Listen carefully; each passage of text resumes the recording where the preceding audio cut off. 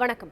தூத்துக்குடி அனல்மின் நிலையத்தில் குளிரூட்டும் அறையில் ஏற்பட்ட தீ விபத்தில் பல கோடி ரூபாய் மதிப்பிலான ஒயர்கள் எரிந்து நாசமாகியுள்ள நிலையில் மின் உற்பத்தியும் பாதிக்கப்பட்டுள்ளது.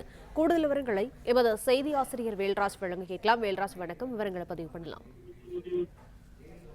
தூத்துக்குடி தெர்மல் பவர் ஸ்டேஷன் என்று சொல்லக்கூடிய தூத்துக்குடி அனல்மின் நிலையத்தில் நேற்று நள்ளிரவு 12 மணி அளவில் குளிரூட்டும் அறையிலே தீ விபத்து ஏற்பட்டிருக்கிறது. அங்கு வயரில் ஏற்பட்ட அந்த தீ விபத்தானது தொடர்ந்து வருகிறது. தூத்துக்குடி, கன்னியாகுமரி, நெல்லை உள்ளிட்ட பல்வேறு பகுதிகளில் இருந்து 20க்கும் மேற்பட்ட தீயணைப்பு வாகனங்கள் வரவழைக்கப்பட்டு தொடர்ந்து தீயணைக்கும் பணிகள் மேற்கொள்ளப்பட்டு வருகிறது.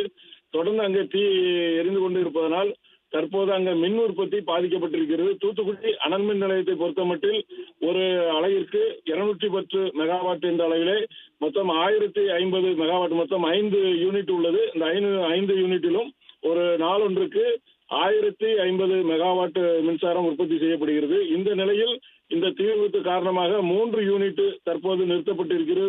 மின் உற்பத்தி பாதிக்கப்பட்டிருக்கிறது.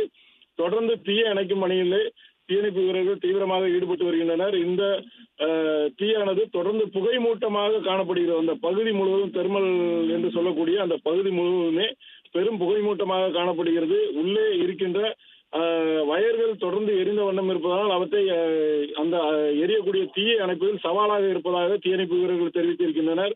இந்த புகை மூட்டத்தில் சிக்கி தீயணைப்பு பணியில் ஈடுபட்டிருந்த 2 தீயணைப்பு வீரர்கள் மயக்கமுற்று இருக்கின்றனர். அவர்கள் இருவரையும் மீட்டு உடனடியாக அரசு மருத்துவமனையிலே தற்போது சிகிச்சைக்காக அனுமதித்து இருக்கிறார்கள். தொடர்ந்து அங்கு தீயணைக்கும் பணிகள் நடந்து வருகிறது.